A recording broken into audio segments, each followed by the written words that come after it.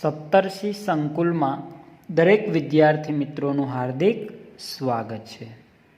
આજે આપણે ભણીશું ધોરણ 11 જેમનો વિષય છે BA, ચેપ્ટર નંબર 10 આંતરરાષ્ટ્રીય વેપાર, જેનો આપણે અભ્યાસ કરીશું ભાગ નંબર 8।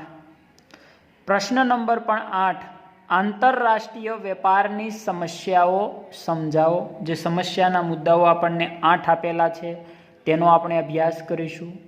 પછી એની પછી પણ નાનો એવો એક પ્રશ્ન આપેલો છે અને આ ચેપ્ટર અહીંયા પૂર્ણ થાય એટલા માટે સાથોસાથ લઈ લીધેલો છે પ્રશ્ન।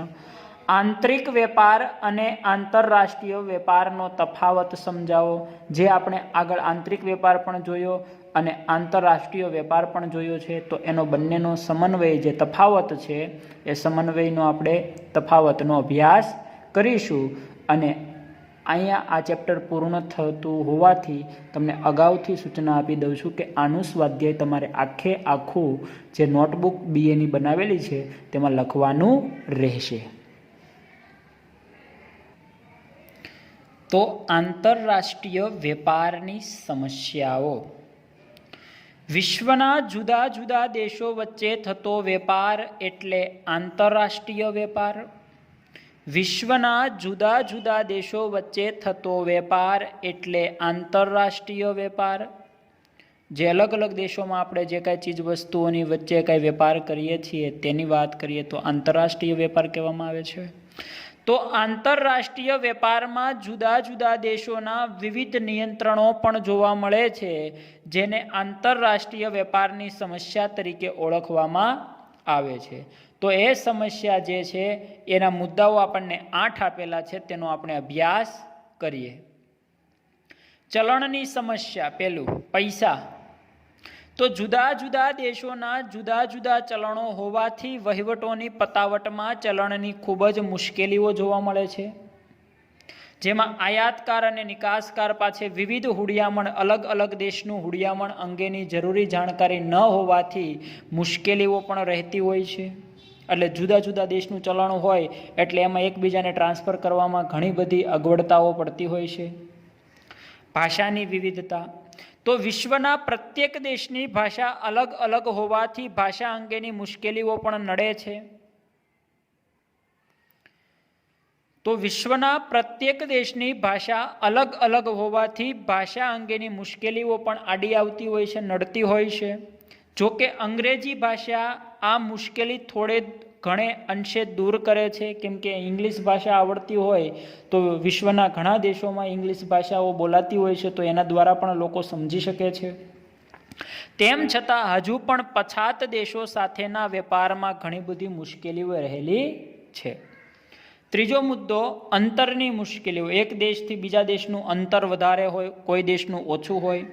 તો આંતરરાષ્ટ્રીય વેપારમાં બે દેશો વચ્ચે અંતર વધારે હોવાથી સંદેશા વ્યવહાર અને માલ સામાનની હેરફેર કરવા માટે ખૂબ જ સમય લાગતો હોય છે, ખૂબ જ સમય જતો હોય છે લેવડ દેવડ કરવામાં। પ્રતિબંધો અને અંકુશ।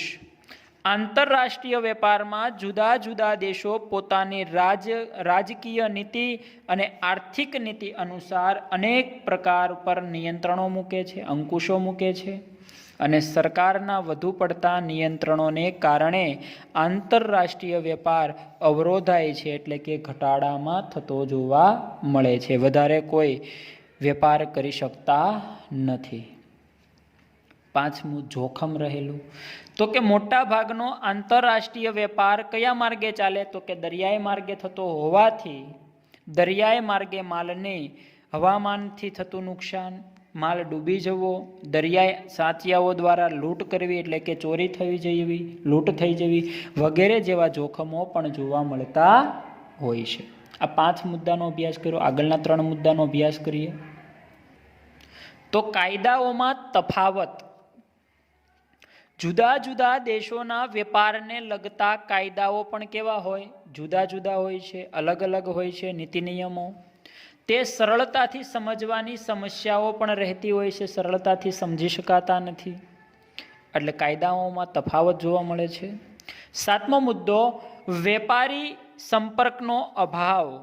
આંતરરાષ્ટ્રીય વેપારમાં વેપારી સંપર્ક ઓછો હોય છે, જેમાં બે દેશો વચ્ચેનું અંતર વધુ હોય ત્યારે વેપારીઓ એકબીજાથી તદ્દન જ જુદા હોય છે, અજાણ હોય છે અને કોઈ ખબર હોતી નથી. અને જ્યારે આયાતકાર અને નિકાસકાર વેપારી વચ્ચે પરસ્પર સીધો સંપર્ક ન હોવાથી ચૂકવણીઓ અંગે ઘણી બધી મુશ્કેલીઓ પણ ઊભી થતી હોય છે. અને આ વેપારી સંપર્કમાં ન હોય ત્યારે આપણને પૈસા લઈને વયો જવાનો પણ ડર લાગતો હોય છે. અને આઠમો, તોલમાપની મુશ્કેલી. તો કે કેટલીક વાર જુદા જુદા દેશોમાં તોલમાપ જુદા જુદા હોવાથી તોલમાપ અંગેની સમસ્યાઓ પણ જોવા મળતી હોય છે. તો આપણે આ જોયા 8 સમસ્યા, આંતરરાષ્ટ્રીય વેપારની જે સમસ્યાના મુદ્દા છે તેનો અભ્યાસ કર્યો. હવે આપણે જોઈએ આંતરિક અને આંતરરાષ્ટ્રીય વચ્ચેનો તફાવત.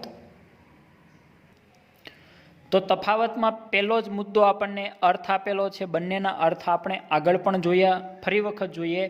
તો આંતરિક વેપારમાં દેશની ભૌગોલિક સીમાઓની અંદર થતો વેપાર એટલે આંતરિક વેપાર. દાખલા તરીકે ગુજરાતનો ભારતના અન્ય રાજ્યો સાથે થતો વેપાર એટલે આંતરિક વેપાર.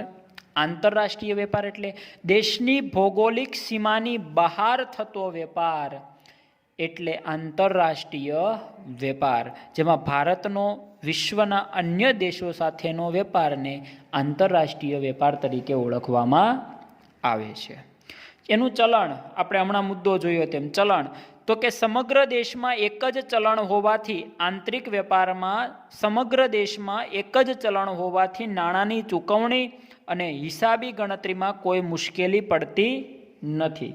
જ્યારે આંતરરાષ્ટ્રીય વેપારમાં તો કે જુદા જુદા દેશોના જુદા જુદા ચલણ હોવાથી નાણાંની ચૂકવણી અને ગણતરીમાં મુશ્કેલીઓ પડે છે.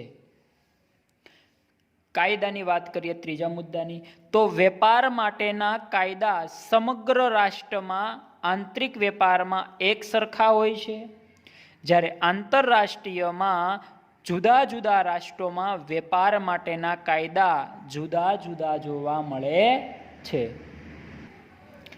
ચોથો, ભાષાની મુશ્કેલી. તો કે આંતરિક વેપારમાં ભાષાની મુશ્કેલીઓમાં કોઈ એટલે કે આપણે નડતર જોવા નથી મળતી અથવા નડતી નથી. જ્યારે આંતરરાષ્ટ્રીય વેપારમાં ભાષાની મુશ્કેલીઓ નડે છે. કોઈ ઇંગ્લિશમાં બોલતું હોય, કોઈ એની ભાષામાં પોતાની રીતે બોલતા હોય, પણ આંતરિકમાં તો બધા જ એક સરખી ભાષા બોલતા હોય છે.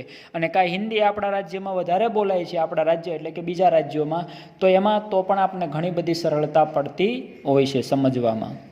પાંચમો મુદ્દો, સરકારી નિયંત્રણ. આંતરિક વેપારમાં સરકારી નિયંત્રણો ઓછા હોય છે, જ્યારે આંતરરાષ્ટ્રીય વેપારમાં સરકારી નિયંત્રણો કેવા હોય તો કે વધુ હોય છે. જ્યારે જોખમનું પ્રમાણ તો કે આંતરિક વેપારમાં ઓછું હોય છે, જ્યારે આંતરરાષ્ટ્રીય વેપારમાં જોખમનું પ્રમાણ વધુ જોવા મળે છે. અંતરની વાત કરીએ તો આંતરિક વેપારમાં દેશ પૂરતું કાર્યક્ષેત્ર સીમિત હોવાથી અંતર કેવું છે? ઓછું છે. જ્યારે આંતરરાષ્ટ્રીય વેપારમાં જુદા જુદા દેશોમાં કાર્યક્ષેત્ર વિસ્તૃત હોવાથી અંતર કેવું જોવા મળે છે તો કે વધુ જોવા મળે છે. આઠમો, આંતરિક વેપાર. તો આંતરિક વેપારમાં વીમો લેવો ફરજિયાત નથી, જ્યારે આંતરરાષ્ટ્રીય વેપારમાં વીમો ફરજિયાત લેવો પડે છે. જ્યારે નવમો મુદ્દો, જકાતની ચૂકવણી કરવી. તો આંતરિક વેપારમાં જકાતની ચૂકવણી કરવી એ સરળ હોય છે અને જકાતના દર કેવા હોય છે તો કે ઓછા જોવા મળે છે અથવા ઓછો દર જોવા મળે છે અથવા ઓછો દર હોય છે. જ્યારે આંતરરાષ્ટ્રીય વેપારમાં જકાતની વિધિ જટિલ છે અને તે જકાતના દરમાં ખૂબ જ વધારો પણ જોવા મળે છે અથવા જકાત તમારે વધારે ભરવી પડે છે. દસમો મુદ્દો, બજાર. તો આંતરિક વેપારમાં બજાર સીમિત હોય છે, જ્યારે આંતરરાષ્ટ્રીય વેપારમાં બજાર વિસ્તૃત હોય છે. એટલે કે આમાં મોટો તફાવત જોવા મળે છે અને આમાં અમુક નિયમો આધીન જે સીમિત હોય છે તે બજારમાં તફાવત જોવા મળે છે. તો આ આપણે તફાવત જોયા તો આંતરિક વેપાર અને આંતરરાષ્ટ્રીય વેપાર બંનેનો તફાવત જોયો. તો ચાલો આ પાઠ તેમજ ચેપ્ટર અહીંયા પૂર્ણ થાય છે અને આવનારા નવા લેક્ચરમાં આપણે નવા પાઠનું ચેપ્ટરનો અભ્યાસ કરીશું. અને આનું સ્વાધ્યાય તમારે આખો જ લખવાનું રહેશે, કેમ કે આખું ચેપ્ટર આપણે અભ્યાસક્રમમાં પૂછાયેલું હોવાથી.